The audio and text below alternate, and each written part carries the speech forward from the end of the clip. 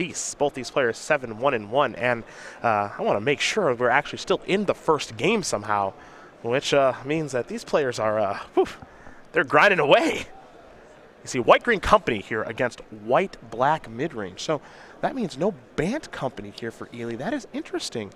No blue means no Jace. No Reflector Mage. No Reflector Mage, yeah. Clearly working out okay. Looks like maybe more of a human-centric approach here for Kassis. And you can see his battlefield where he's got Thalia's Lieutenant. He's got Death Cult Captivator, a Knight of the White Orchid with a whole bunch of counters on it. Looks like a Westvale Abbey might be out there somewhere because he does have a human cleric. And for Korey McDuffie, well, he's got an Avacyn the Purifier, which means that Archangel Avacyn has transformed, along with, looks like a little bit of a Knight token there from Gideon, a Knight ally. And now Kassis is going to activate his Westvale Abbey. He might be transforming the Westvale Abbey. So we've jumped into quite the barn burner here. Pretty complicated game, and I would describe neither of these players as being especially fast. Deliberate is the nice term. Ponderous. Ooh, I like that one even better. Contemplative. Yeah, ooh. Can you top that one? I could think about it for a bit. Slow, I guess. Sometimes brevity is just the thing you should be going for. Here's Ormondal. It has arrived, and it is ready to attack, I have to imagine. It is a very, very rude creature. It has flying, lifelink, indestructible, and haste. 9/7. Ormondal the Profane Prince. Let's see what McDuffie has. Oh, boy. That's a Stasis Snare. It's a clean answer. Part of the reason white is so popular. Yeah. Can interact with Westvale Abbey more effectively than almost any other color. Here's Collected Company in response to the Stasis Snare by Kassis. So Kassis made his move with Ormondal, but it may not have been the right move. And it was not, as I believe Korey McDuffie is going to win this game over Ely Kassis. White-Black mid-range now up a game over White-Green Company. It was a marathon affair. McDuffie able to get the job done. So now we get to turn our attention over to the sideboards here for both players, and we'll have to find out if they can finish 2 games here, which I think is going to be a little bit difficult. But we see here for Korey McDuffie in the sideboards, I've got myself 2 Silk Wraps. Oh, excuse me, you have it in front of you. I'll let you go over it. I apologize. 2 copies of Transgress the Mind, a Duress and Anguish Unmaking, 2 copies of Planar Outburst, a Ruinous Path, an Obnixilis, a Languish, 2 Quarantine Fields, a Soaring Grim Nemesis, a Kalitas, a Linvala the Preserver, and a Knight of the White Orchid. And given that Kassis is kind of more of a beatdown style Collected Company deck, he's a little bit lower to the ground, only 2 colors. I like getting my hands on any sweeper that I can. So the 2 copies of Planar Outburst, the Languish. I even think things like Obnixilis and Anguish Unmaking are well suited for this matchup, as are the 2 copies of Quarantine Field. Anguish Unmaking has been a card that's been pretty impressive so far. It really gives you a reason to play White-Black. The cost of paying 3 life is obviously painful, but it's a clean answer to a lot of stuff. Yeah, I think it's in the same ballpark as Utter End. They're on diminishing returns for different reasons. There's only so many 4-mana removal spells you can play, so we typically didn't see more than 2 copies of Utter End throughout people's 75s. Anguish Unmaking, much the same deal. You can only pay 3 life so many times unless you're gaining a bunch of life, but I expect it to be a standard staple for as long as it's legal. For Kassis, 2 Silk Wraps, a Declaration in Stone, a Linvala the Preserver, 2 Gideon Ally of Zendikar, 3 Nissa Voice of Zendikar, so maybe a token Anthem approach, along with 3 Lantern Scouts, an Evolutionary Leap, and 3 Clipwings. I like the Evolutionary Leap Nissa Gideon package in this matchup. McDuffie trying to play a longer game. Isn't great at attacking, so Planeswalkers are fairly stable against him, and I think the package of Evolutionary Leap alongside the token-making Planeswalkers just seems like a very solid setup. Not sure how many leaps you can play, but we'll see if Kassis is going to want to bring the one that he does have in from his sideboard. As these players shuffle up, he'll be on the play, so we're going to talk about an announcement that we made yesterday. We're going to make it again right now, and that is the fact that Star City Games, the SCG Tour, some of those people, myself included, will be headed to PAX East next weekend. Pretty excited about that. We'll be in Boston. I'll be joined by Jim Davis and Jeremy Knoll. Twitch.tv/Twitch, April 22nd, starting at 11:30 a.m. We'll have some panel time. We'll talk about a couple of things. One is the SCG Tour and SCG Live and all the good stuff that we do here on the broadcast that you guys thoroughly enjoy, and we appreciate you guys watching, of course. We'll also unveil the Season 3 schedule of the SCG Tour. We will unveil the newest game night creature, which you'll never be able to guess. But no, I won't. But I know that you will like it, as you like most of those creature collection kind of figurines and awesome things that we do with Star City.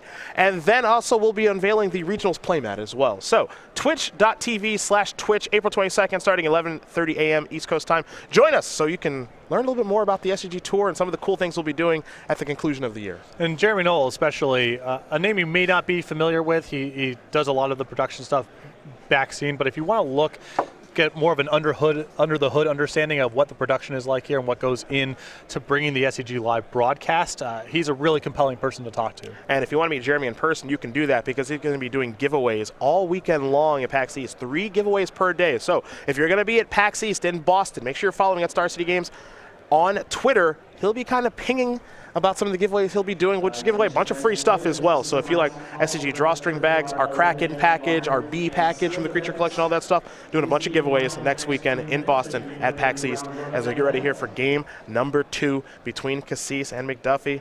McDuffie going to finish shuffling up, so we'll learn a little bit more about the youngster from Atlanta. You know, he's someone that you and I have known for a pretty long time. It's crazy to think he's only 23 because I've known him for I almost feel like a decade now. So he's from Atlanta, and I played against him in a Grand Prix in Los Angeles roughly 10 years ago. Yeah. So I would have assumed he was much older than this. Yeah, he's been playing for a really long time, but I'd say he's young, but he just always looks young no matter what. 23 years old, is the Atlanta, Georgia native, 6 open top 8s, 2 Ws, most notably the one in Atlanta earlier this year. He won the 2014 Yu-Gi-Oh! National Championship. He enjoys himself some death metal, so that's why him and Jerry Thompson get along. And the uncle of 2 orange tabby cats. That's nice. Classic tabby cats. Korey McDuffie is one of the kind of the regional ringers we have on the tour. He's not traveling all around necessarily trying to get to the Players' Championship, but he plays in all of the Southeastern events and the Invitationals and has done very well for himself in those events. Game number 2 underway here. Kassis going to start off with a fortified village, that new Shadowland. For McDuffie, he's got a shambling vent. A play-ins here for Kassis, and there is the Deathcap Cultivator. Does tap for some mana, of course, Delirium as well, but for Kassis' deck, it's just a mana accelerant more than anything. Mm-hmm. You know, I don't think he cares about Delirium. I don't think he really cares about the body. I think he just wants to cast his cards a little bit earlier than normal. Yeah, Land of War Elf isn't walking through that door. Birds of Paradise is not walking through that door. Got to make do. Here comes Canopy Vista. And the attack for 2. McDuffie will fall down to 18. McDuffie's turn was a Forsaken Sanctuary, the new white-black dual land. It's not impressive, and there's the battlefield tap, but it does what it needs to. Exactly. I mean, I like the mana not being as free, but some of these dual lands that people are playing, man, woof. Yeah. It's tough out there. It's tough all around, you know? Well, we don't have Fetch Land, Battle Land Mania anymore, which I'm pretty happy about. Here's an Anguish Unmaking. Going to take care of the Deathcap Cultivator. Get that thing out of here. McDuffie will pay 3 life to get rid of it, but he feels he's got to get that mana accelerant off the battlefield. It's be a great spot for one of Kassis' Planeswalkers. Yeah. A Westvale Abbey and a passing the turn, so perhaps it's Collected Company time here for Ely.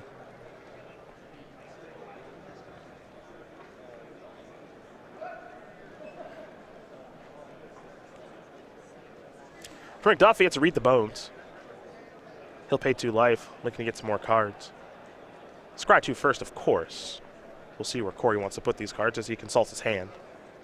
You can already see the cost. McDuffie here at 13, having done 5 points of damage to himself.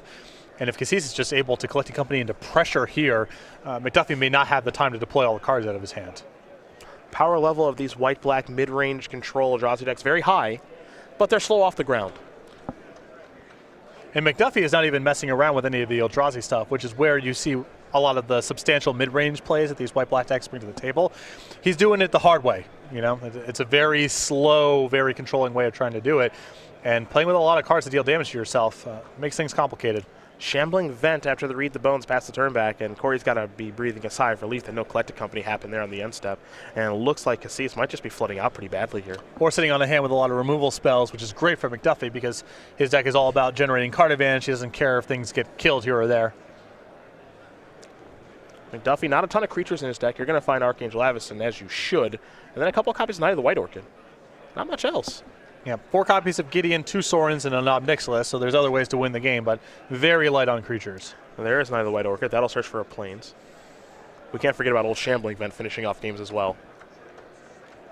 Trucking across the red zone, keeping her life total high. the follow-up here for McDuffie after the Knight. He's thinking basic planes. That'll be the land that he plays.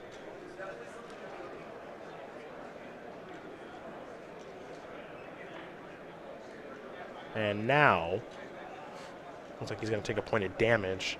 Curious to see what's on the way. All right, Cletus. This will be an Archangel Avacyn from Ely. See what he can put together now that he actually has some pressure. And keep in mind, McDuffie is at 12. That's 3 hits from Archangel. The Cletus makes that a little bit more complicated. This is true. And it's getting less complicated. Jaroka's Command, they're going to take care of the Trader of Get. An attack for 5 will bring McDuffie down to 7. Though he will gain a little bit of life from that fight because Cletus does have lifelink. So we'll make sure the life totals are correct. As now here's Athalia's Lieutenant, an Evolving Wilds, and a passing of the turn. Let's go back McDuffie's way. Remember, we saw Korey use an Anguish Unmaking very early in this game to kill a Deathcap Cultivator. Leads me to believe he's probably got some more removal out there. Because taking care of the 2-1 with such a powerful spell, I wouldn't say doesn't make a lot of sense because maybe he had his turns planned out, but it just leads you to believe he's got another removal spell in the holster. Well, he's got so much in the deck. It's a little bit more complicated than that because if his play was Read the Bones on 3, he would have discarded to hand size. So the sequencing still makes more sense by playing Anguish Unmaking first and then Read the Bones the following turn so you don't have to discard, even if you're not tagging the best threat. I agree with you, though. It's a very powerful spell, and to be using it on a relatively anemic creature probably signals that there's just more removal in his hands. 3 mana. 6 mana. Perhaps it's Sorin. It is. The Grim Nemesis. Now, if memory serves, I'm not the biggest Vorthos person. I believe that Sorin killed Avacyn. Okay. Going to happen again right now. That's what the people tell me. I'll take your word for it. That's what the people tell me. Sorin killed Avacyn in the story. Gonna kill Avacyn in the match. There it goes. So you got to weave in the Magic story sometimes, too. I would honestly, I would like to be more knowledgeable about this kind of stuff. So would I, actually. But I'm not gonna be. You know? I don't know if that makes sense. But that's where I'm at. It makes as much sense as you want it to. Right. Sorin going to gain Korey a lot of life. Here's a block. And Healy's going to say, I'm going to make a human cleric right now to turn my lieutenant into a 3-power creature. But I think more than anything, Korey's probably okay with that exchange. Yeah, sure, he's down a creature, and the block looks kind of bad, but that's Healy's whole turn, and he gets to keep the Sorin. Yep. And I think there's a premium on keeping that powerful Planeswalker around. And now the setup's very good because assuming you can find a removal spell for the Lieutenant, then you have a Sorin at 2 loyalty, so the 1 token doesn't matter all that much, and you have Shambling Vents back on defense as well. So you have a lot of protection for the Sorin, and that threat can win the game on its own. Now it's about protecting the Grim Nemesis.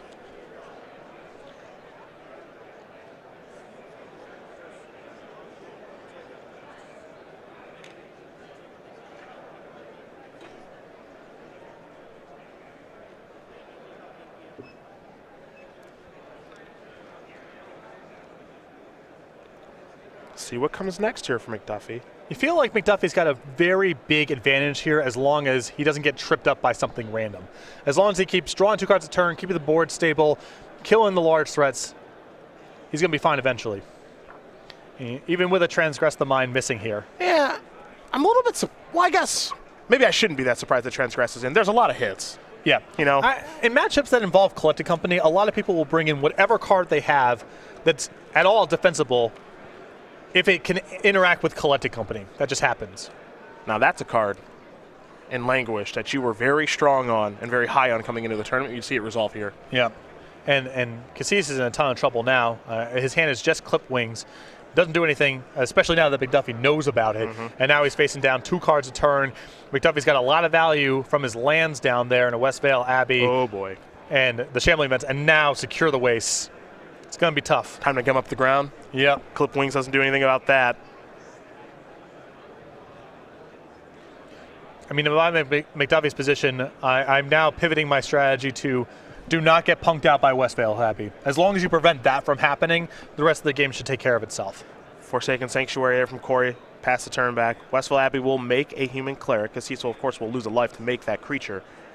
And he'll draw a card now. You see kind of the power of Sorin here. It played a pretty big role in this game. At its initial stages, taking care of Avacyn, that was a 5/5. Now it's just kind of hanging around, but it's something that Ely has to answer. Yeah, and I think we're going to see this play pattern a lot, too, with this card of just Sorin comes down, kills your one thing, protect it for one turn. Now you have Super Howling Mine in play, and as long as you're drawing reasonable cards, the game should be fairly easy. Korey will secure the waste for 7. And now we might actually see him. Well, going to Westfall Abbey is incorrect right now because of the clip wings. Yeah, no reason to take any sort of risks here. But just having all these creatures out here is pretty nice. Reveal a Shambling Vent. Even if McDuffie didn't know about the clip wings, I still think it would be an inappropriate risk because he's got the tools to win without having to do anything like that. Korey with an Archangel Avacyn in hand right now, too. So as we watch McDuffie take his turn here, we'll head back Kassis' way momentarily. The question I want to ask you, coming in this tournament, Humans, a big player, obviously, and then Blue-Red Control by Todd Anderson and Matt Company, kind of big player. White-Black mid-range decks kind of push back a little bit. How did you feel those decks were going to kind of perform coming into this weekend? Well, I was very high on Languish coming into this tournament, and I would be willing to go through some pretty serious hoops to add that card to the deck. I am apprehensive about mid-range decks that have to make a ton of land drops and interact early. I feel like you kind of have to hit a lot of different things well to have your draws be smooth, but the raw power of the deck's very high. We're talking about a lot of powerful cards, but you are just pretty slow out of the gate. But if you get to this stage, it seems really tough to win, or excuse me, tough to lose. You're banking on having a 4 or 5 mana Haymaker show up pretty early on in the game because you have a lot of lands that enter the battlefield tab. You don't interact for the first couple of turns of the game for the most part, and that's a recipe for a pretty high fail rate. So you're expecting a card like Gideon or Languish to do a lot of catch-up work. Assuming it does it, and you're still able to make your land drops, then you're playing 2 spells a turn pretty reliably. You have powerful things to do for 6 or 7 mana. Those are usually winning recipes. Declaration in Stone will take care of Kythian. Kassis to be given a clue. But this is one of the times where Declaration in Stone giving away a clue, you don't care that much. Sure, draw another card. What I'm doing is way more powerful than what you're doing. Yeah, if Kassis doesn't have a Secure the Waste of his own, which I don't think is in his deck, there's not... I would be surprised if it was in a Collected Company build. Yeah, you're not going to find Secure here. There's really nothing in terms of power level in his deck to catch him up from the spot. I mean, his own copy of Declaration of Stone would do some work to clean out the tokens. It's not bad. But that's only step one. I Yep. mean, Kassis doesn't even have the tools on the table to attack Sorin down for lethal. This assumes McDuffie has no cards in hand, and we're ignoring the Shambling Vent that's down there. Yeah. So Declaration of Stone would be a starting point, but that wouldn't even catch Kassis up from the spot he's in. Neither the White Orchid. Search up a land. Now here's a Canopy Vista that'll enter the battlefield untapped. The follow-up here for Kassis is he's trying to fight back. It's an Evolutionary Leap. So that's his card advantage engine. But it's a little late to the party. Yeah, and Kassis now is at risk of just getting killed. 11 a.m. Sealed Spectacular Players. Looks like he'll pass the turn back with Clip Wings available. I like Kassis' setup for the matchup here, but the tools just didn't line up in the right order. You want Evolutionary Leap on turn 4, not on turn 9 when you're way behind on the board. Archangel Avacyn has arrived. And what that does is that gives Korey the necessary defense around Clip Wings. Yeah, you can sacrifice the Avacyn. Ormondal can finish off the game. Yep. McDuffie will draw. Sorin going up. The reveal, read the bones. Kassis will take 3, fall down to 5.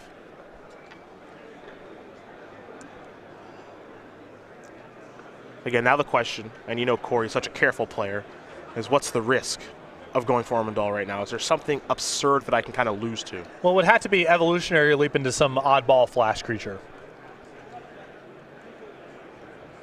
I think he's got a Stasis Snare in hand, so he wouldn't even have to worry about something like Archangel Avacyn showing up. I think he's pretty much safe to go for it.